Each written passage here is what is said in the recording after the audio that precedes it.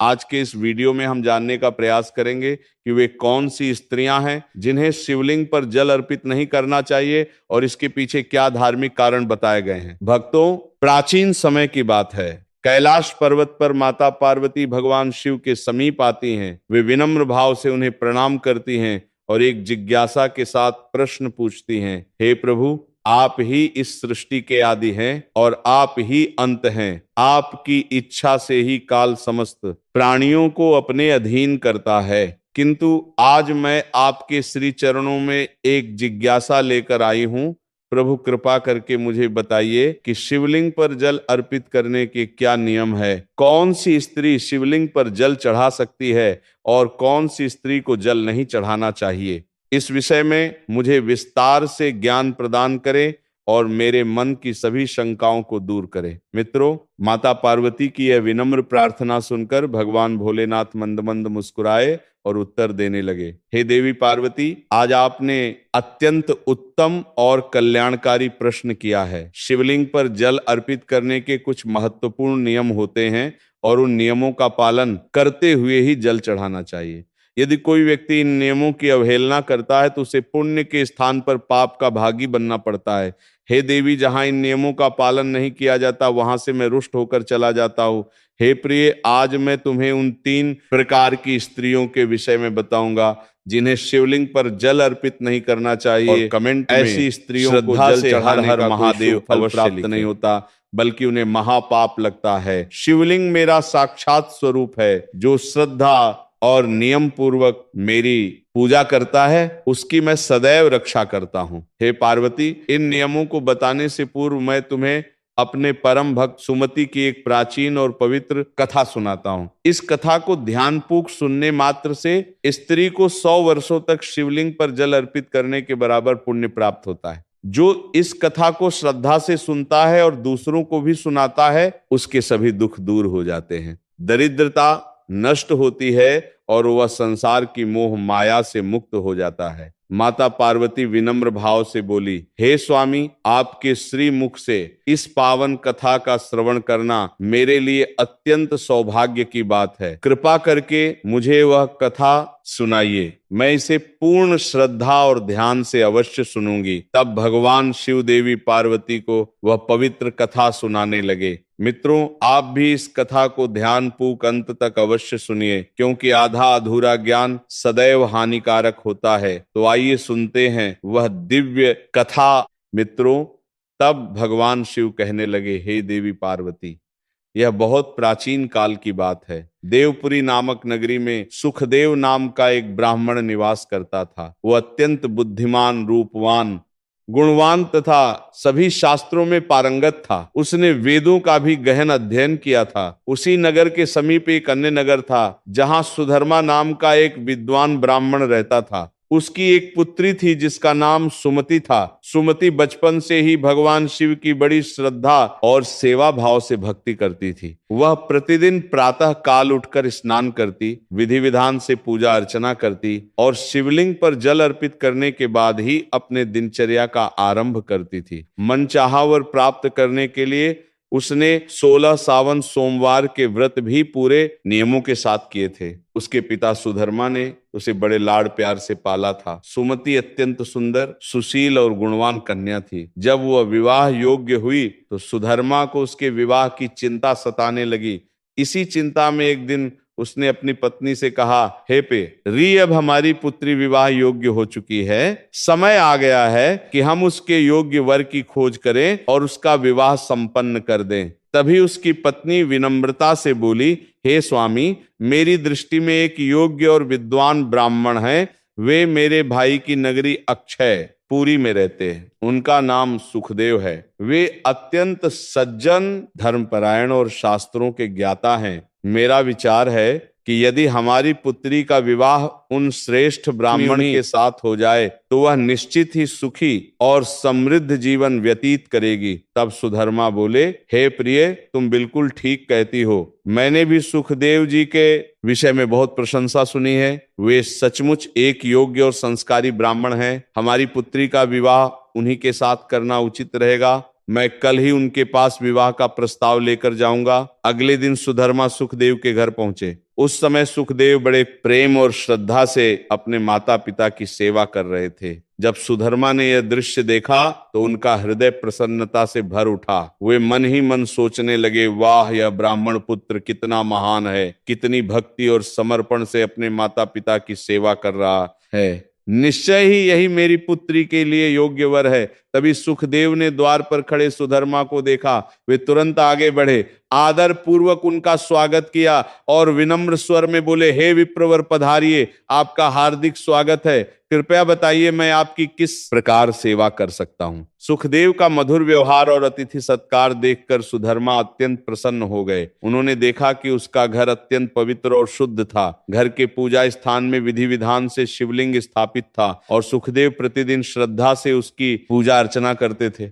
ये सब देखकर सुधर्मा के मन में पूर्ण विश्वास हो गया कि सुखदेव ही उनकी पुत्री के लिए सर्वश्रेष्ठ और योग्यवर है। तभी सुधर्मा ने सुखदेव से कहा, हे विप्रवर, आज मैं आपके पास अपनी पुत्री के विवाह का प्रस्ताव लेकर आया हूं। मेरी पुत्री के लिए आपसे श्रेष्ठ और योग्य वर मुझे कहीं नहीं मिल सकता। यदि आप स्वीकार करें तो मैं उसका विवाह आपसे करना चाहता हूं। यह सुनकर सुखदेव के माता पिता भी अत्यंत प्रसन्न हुए। उन्होंने प्रेम पूर्वक सुखदेव को विवाह के लिए समझाया और सुखदेव भी सहज तैयार हो गए। समय आने पर शुभ मुहूर्त निकाला गया और एक पवित्र स्थान पर सुखदेव तथा सुमति का विवाह बड़े धूमधाम से संपन्न हुआ। सुमति का सुंदर, मनमोहक और सौम्य रूप देखकर सुखदेव भी अत्यंत प्रसन्न हुए। वो केवल रूपवती ही नहीं बल्कि गुणवान, शीलवान और चरित्रवान भी थी।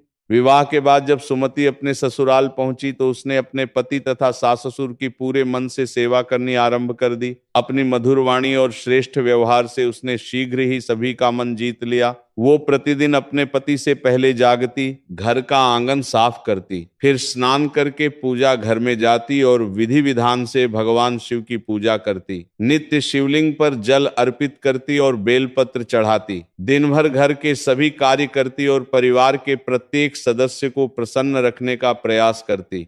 रात में पति के चरण दबाकर उनके सो जाने के बाद ही स्वयं विश्राम करती। सुमति में एक आदर्श पतिव्रता नारी के सभी गुण विद्यमान थे। वह अपने पति को ही परमेश्वर मानकर उनकी सेवा करती थी। उसने कभी किसी अन्य पुरुष के विषय में विचार तक नहीं किया। वह सत्य, धर्म और पवित्रता का पालन करने वाली स्त्री थी। उसके ऐसे सात्विक और सरल स्वभाव से प्रसन्न होकर माता लक्ष्मी भी उस पर कृपा करने लगी, मानो स्वयं लक्ष्मी उसके घर में निवास करने लगी हो। उसके जीवन में सुख, शांति और समृद्धि बढ़ने लगी। मित्रों, तब भगवान शिव आगे कहने लगे, हे देवी, स्त्रियों पर अपनी कृपा दृष्टि बनाए रखती हैं, जो पतिव्रता होती हैं और सत्य तथा धर्म का पालन करती हैं। सुमति के अंदर एक श्रेष्ठ पतिव्रता नारी के सभी गुण विद्यमान थे, किंतु हे पार्वती, अब मैं तुम्हें बताऊंगा कि उसकी एक छोटी सी भूल के कारण उसका पूरा परिवार दुखों के अंधकार में डूब गया और उसके जीवन में क्लेश, अशांति और पीड़ा का आगमन हो गया। एक दिन की बात है, अगले ही प्रातः काल से श्रावण मास आरंभ होने वाला था और संयोगवश उस दिन अमावस्या भी थी। उस दिन सुमति ने दोपहर के भोजन में अनेक प्रकार की सब्जियां बनाई, जिनमें प्याज, गोभी और अन्य सामग्री दही के साथ मिलाकर पकाई गई थी।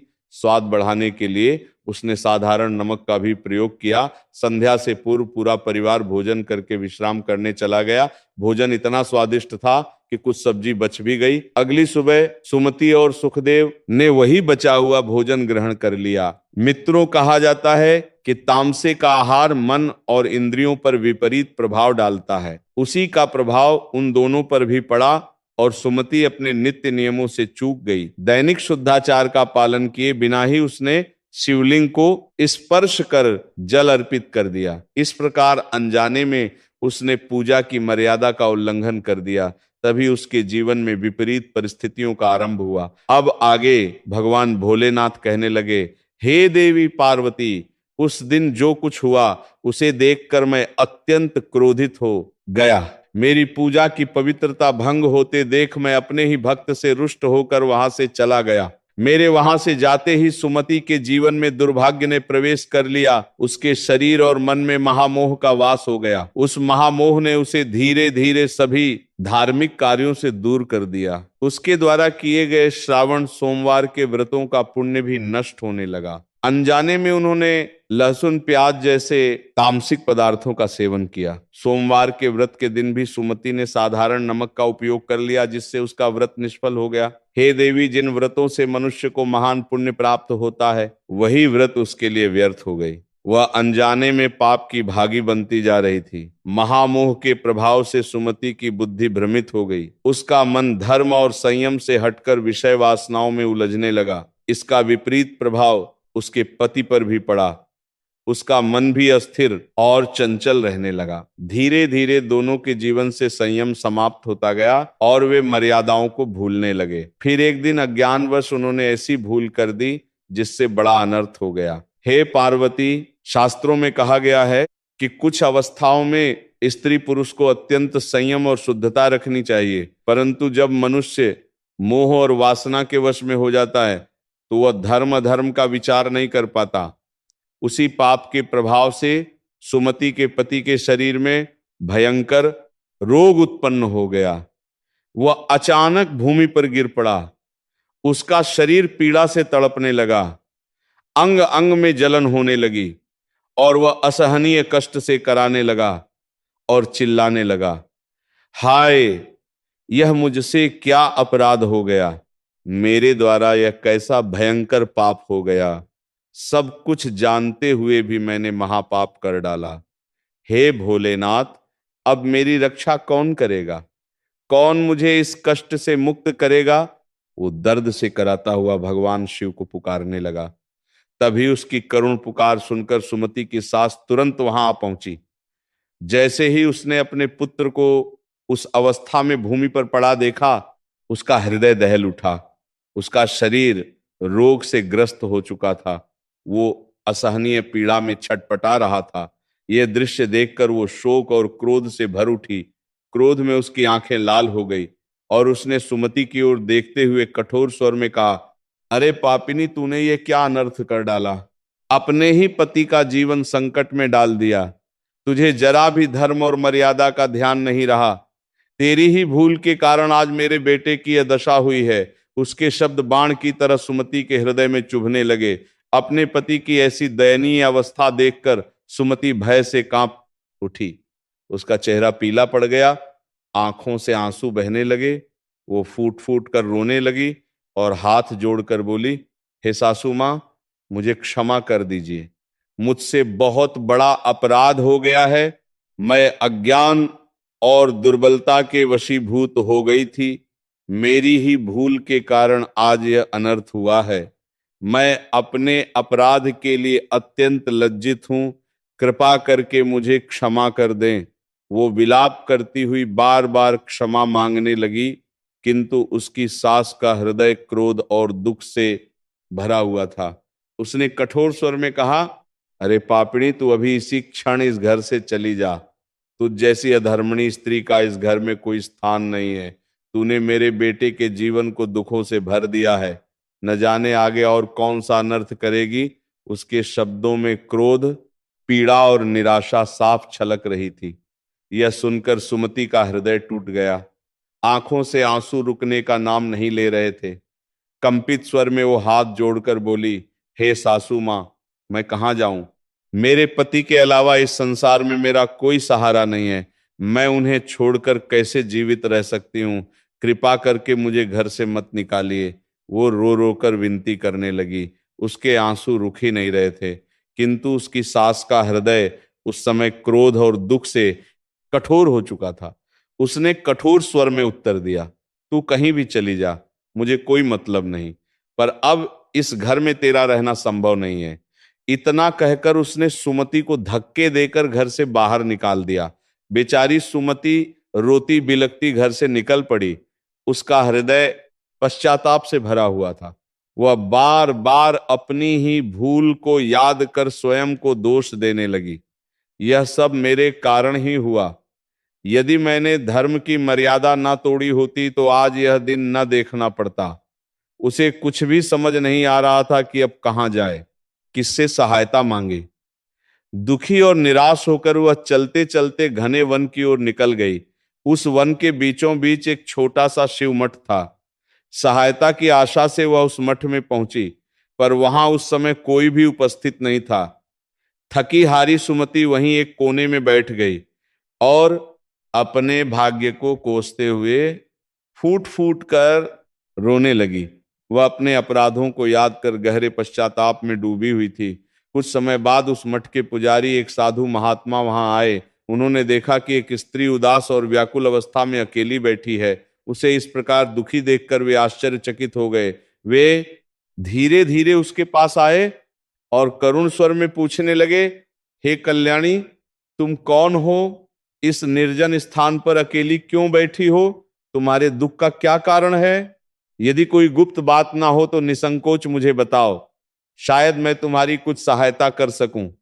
संत के मधुर और दयालु वचन सुनकर सुमति का धैर्य टूट गया। उसकी आंखों से आंसू बहने लगे।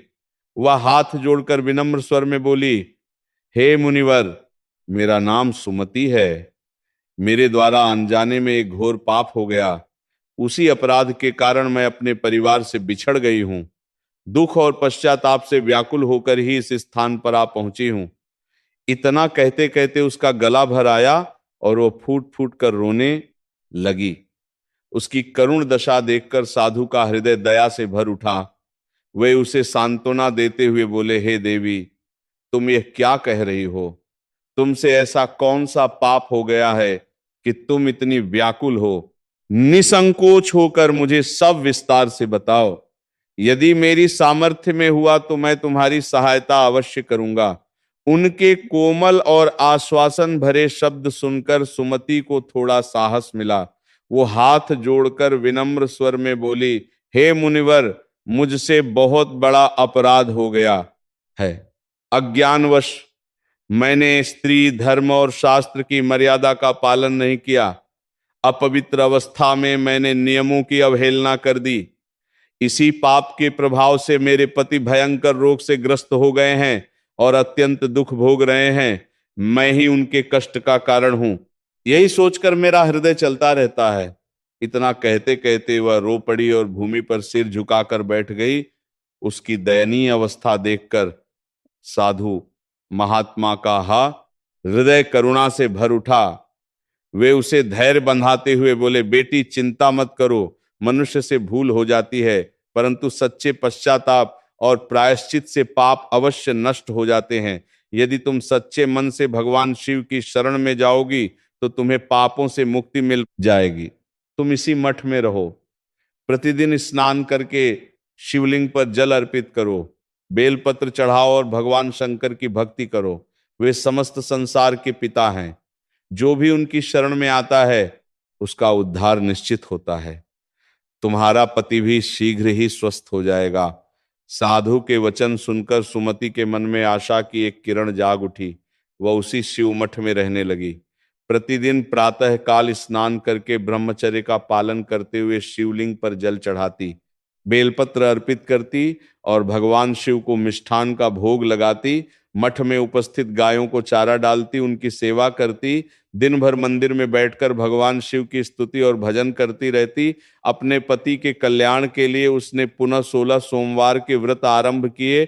इस प्रकार उसकी भक्ति, सेवा और तपस्या करते करते 1 वर्ष बीत गया। किंतु हे पार्वती, दूसरी ओर मैं भी उसकी परीक्षा ले रहा था। फिर श्रावण मास आरंभ हुआ। साधु महाराज ने उसे समझाते हुए कहा, हे पुत्री, इस पूरे सावन माह में सभी सोमवार का व्रत नियम पूर्वक करना, सदैव शिव जी का ध्यान करना और कोई भूल ना होने देना। तामसिक पदार्थों का सेवन मत करना, परहेज की वस्तुओं से दूर रहना। शिवलिंग पर भूलकर भी तुलसी पत्र, केतकी का फूल अर्पित ना करना। पूजा में शंख का उपयोग ना करना और शिवलिंग पर हल्दी, कुमकुम या सिंदूर कभी ना चढ़ाना।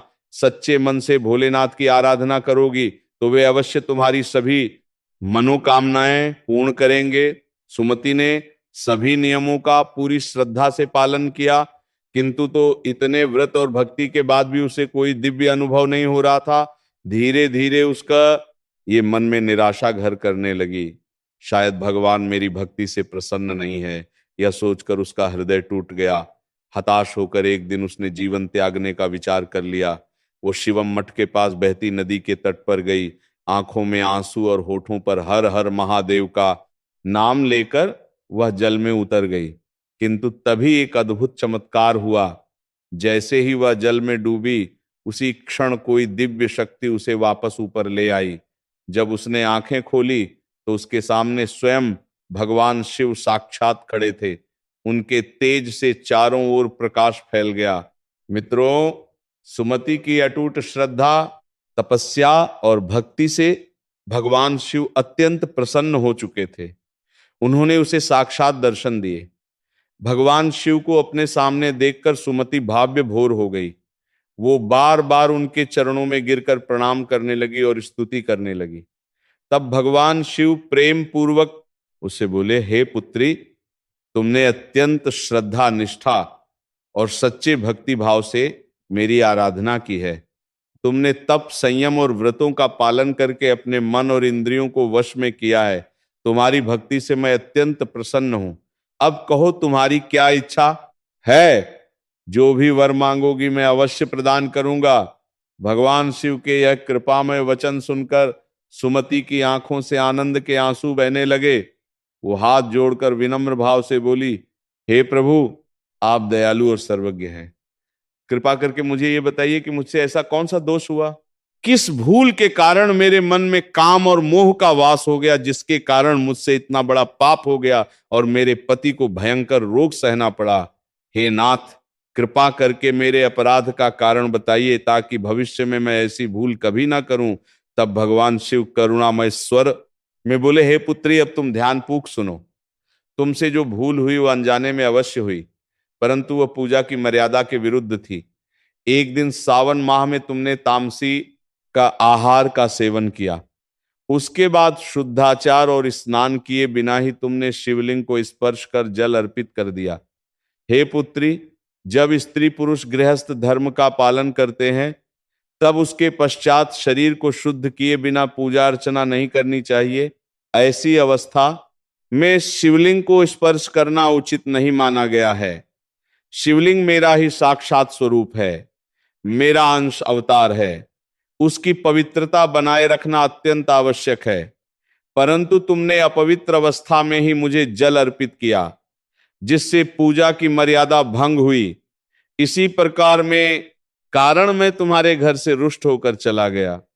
मेरे वहां से जाते ही तुम्हारे जीवन में महामोह ने प्रवेश कर लिया। उस मोह ने तुम्हारी बुद्धि को भ्रमित कर दिया और तुम्हारे तथा तुम्हारे पति दोनों के मन पर वासनाओं का प्रभाव बढ़ गया। जब मनुष्य धर्म और संयम खो देता है, तब पाप उसके जीवन में स्थान बना लेता है। उसी पाप के प्रभाव से तुम्हारे पति को भयंकर रोग ने घेर लिया। भगवान शिव की वाणी सुनकर सुमति लज्जा और पश्चाताप से भर उठी। वो हाथ जोड़कर पुनः बोली, हे प्रभु, मुझसे यह बड़ा अपराध अनजाने में हो गया। मैं ज्ञानवश धर्म की मर्यादा को समझ नहीं सकी। मेरी ही भूल के कारण मेरे पति को इतना कष्ट सहना पड़ा। हे भोलेनाथ, अब आप ही दयालु हैं, आप ही मेरे रक्षक हैं। कृपा करके बताइए, इस पाप का प्रायश्चित क्या है? मैं कौन सा उपाय करूं जिससे मेरे पाप नष्ट हो जाए? तब भगवान शिव करुणामयी दृष्टि से उसकी ओर देखकर बोले, हे सुमति, चिंता मत करो, तुमने अपने अपराध का प्रायश्चित कर लिया है। 1 वर्ष तक तुमने पूर्ण संयम और ब्रह्मचर्य का पालन किया, नित्य श्रद्धा से मेरी पूजा की, शिवलिंग पर जल अर्पित किया, बेल पत्र चढ़ाए और 16 सोमवार के व्रत भी नियम पूर्वक किए। तुम्हारी तपस्या, पश्चाताप और सच्ची भक्ति ने तुम्हारे सभी पापों को नष्ट कर दिया है। हे पुत्री, अब तुम ऋणतः पापों से मुक्त हो।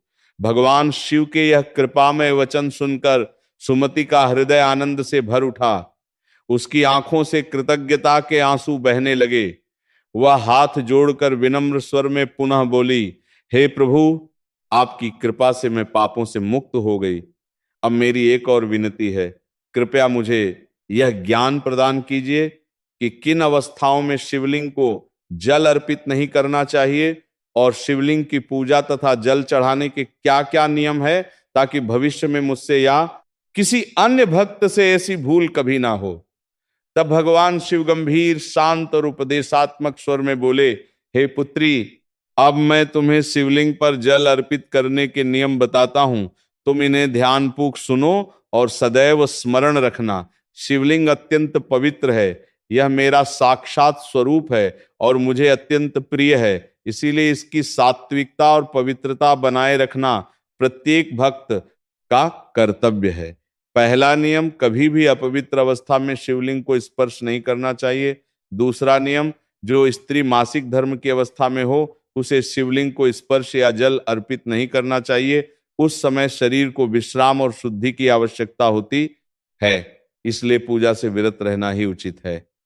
तीसरा नियम, स्त्री और पुरुष को दाम्पत्य संबंध के पश्चात स्नान आदि करके शुद्ध हुए बिना शिवलिंग को स्पर्श नहीं करना चाहिए और ना ही जल अर्पित करना चाहिए। ऐसी अवस्था में पूजा करना दोषपूर्ण माना गया है। चौथा नियम, जो स्त्री अपने पति का त्याग कर चुकी हो या विवाह के पश्चात अधर्म के मार्ग पर चल रही हो, उसे भी शिवलिंग की पूजा नहीं करनी चाहिए। हे पुत्री, शिवलिंग की पूजा सदैव पवित्र मन, शुद्ध शरीर और सात्विक आचरण से करनी चाहिए। भक्ति में शुद्धता ही सबसे बड़ा नियम है। जो स्त्री पतिव्रता, सदाचारिणी और धर्म का पालन करने वाली हो अथवा कुमारी कन्या हो, वही सच्चे भाव से शिवलिंग की पूजा का पूर्ण फल प्राप्त करती है। हे सुमतीय, शिवलिंग पूजा के महत्वपूर्ण नियम है। तुम इन्हें सदैव स्मरण रखना और अन्य लोगों को भी बताना। भगवान शिव का उपदेश सुनकर सुमति ने श्रद्धा से सिर झुका दिया और विनम्र स्वर में बोली, हे प्रभु, आप दयालु हैं, कृपालु हैं, समस्त संसार के रक्षक हैं। यदि आप मुझ पर प्रसन्न हैं तो मुझ पर एक और कृपा कीजिए। मेरे पति भयंकर रोग से पीड़ित हैं, वे असहनीय कष्ट सह रहे हैं। कृपा करके उन्हें इस रोग से मुक्त कर दीजिए। उनका स्वास्थ्य ही मेरे जीवन का सबसे बड़ा सुख है। वो रोते रोते बार बार भगवान से प्रार्थना करने लगी। तब भगवान शिव करुणा से मुस्कुराए और बोले, हे पुत्री, तुमने पूरे 1 वर्ष तक अत्यंत श्रद्धा और निष्ठा से इस शिवलिंग की पूजा की है। प्रतिदिन बेलपत्र अर्पित किए हैं। वृक्षों में बेलपत्र मुझे अत्यंत प्रिय है। जो भक्त सच्चे मन से मुझे बेलपत्र चढ़ाता है उस पर मेरी विशेष कृपा होती है। तुमने जो बेलपत्र मेरी पूजा में अर्पित किए हैं, उन्हीं पत्तों में मेरी कृपा का वास है। तुम उन्हें ले जाकर अपने पति को गुप्त रूप से खिला दो। वे रोग और पाप दोनों से मुक्त हो जाएंगे। इतना कहकर भगवान शिव अंतर्ध्य हो गए। भगवान के दर्शन और वरदान पाकर सुमति आनंद से भर उठी। उसकी आंखों से कृतज्ञता के आंसू बहने लगे। वो बार बार भगवान शिव को प्रणाम करती हुई बोली, हर हर महादेव, आपकी कृपा अपरंपार है। फिर वह शिवलिंग पर अर्पित कुछ बेलपत्र सावधानी से उठाकर अपने घर की ओर चल पड़ी। घर पहुंचकर उसने श्रद्धा से वे पत्ते अपने रोगग्रस्त पति को खिला दिए। जैसे ही उसके पति ने वे बेलपत्र ग्रहण किए, उसी क्षण एक चमत्कार हुआ। धीरे धीरे उसका रोग दूर होने लगा। शरीर स्वस्थ और तेजस्वी हो गया। कुछ ही पलों में वह पूर्णतः स्वस्थ हो उठा। वह आश्चर्य और आनंद से भरकर उठ बैठा और सुमति को गले से लगा लिया। यह दृश्य देखकर सुमति की सांस भी स्तब्ध रह गई। उसकी आंखों से भी खुशी के आंसू बह निकले। अब उसे अपनी भूल का एहसास हुआ और उसने सुमति को स्नेहपूर्वक अपने गले लगा लिया। इसके बाद पूरा परिवार पुनः सुख, शांति और आनंद के साथ रहने लगा। मित्रों, तब भगवान शिव आगे कहने लगे, देवी, यही कारण है कि कुछ विशेष अवस्थाओं में स्त्रियों को शिवलिंग पर जल अर्पित नहीं करना चाहिए और ना ही उसे स्पर्श करना चाहिए, अन्यथा उसके अशुभ परिणाम अवश्य भोगने पड़ते हैं, जैसा सुमति को भोगना पड़ा। प्रिय दर्शकों, अब हम शिवलिंग पूजा से जुड़े कुछ महत्वपूर्ण नियमों को जानते हैं। भगवान शिव की पूजा अत्यंत पवित्र मानी जाती है, इसलिए कुछ वस्तुओं का उपयोग उनकी पूजा में वर्जित बताया गया है। यदि इनका प्रयोग किया जाए तो पुण्य के स्थान पर दोष लग सकता है। सबसे पहले तुलसी पत्र। तुलसी माता लक्ष्मी का स्वरूप मानी जाती है और माता लक्ष्मी भगवान विष्णु की अर्धांगिनी है, इसीलिए तुलसी पत्र शिवलिंग पर अर्पित नहीं किया जाता। दूसरा है शंख। मान्यता है कि शंख की उत्पत्ति शंखचूर्ण नामक दैत्य से हुई थी, जिसका वध भगवान शिव ने किया था। इस कारण शिव पूजा में शंख का उपयोग नहीं किया जाता। तीसरा है केतकी का फूल। पुराणों के अनुसार ब्रह्मा और विष्णु के विवाद में केतकी ने असत्य का साथ दिया था, तब भगवान शिव ने उसे श्राप दिया कि उसकी पूजा में उपयोग नहीं होगा। इसीलिए केतकी पुष्प भी शिवलिंग पर नहीं चढ़ाया जाता। भगवान शिव को बेलपत्र अत्यंत प्रिय है। इसके अतिरिक्त धतूरा, कनेर के फूल, दूध, जल और चंदन अर्पित करना शुभ माना जाता है। श्रद्धा और शुद्धता से की गई पूजा से भगवान शिव शीघ्र प्रसन्न होते हैं।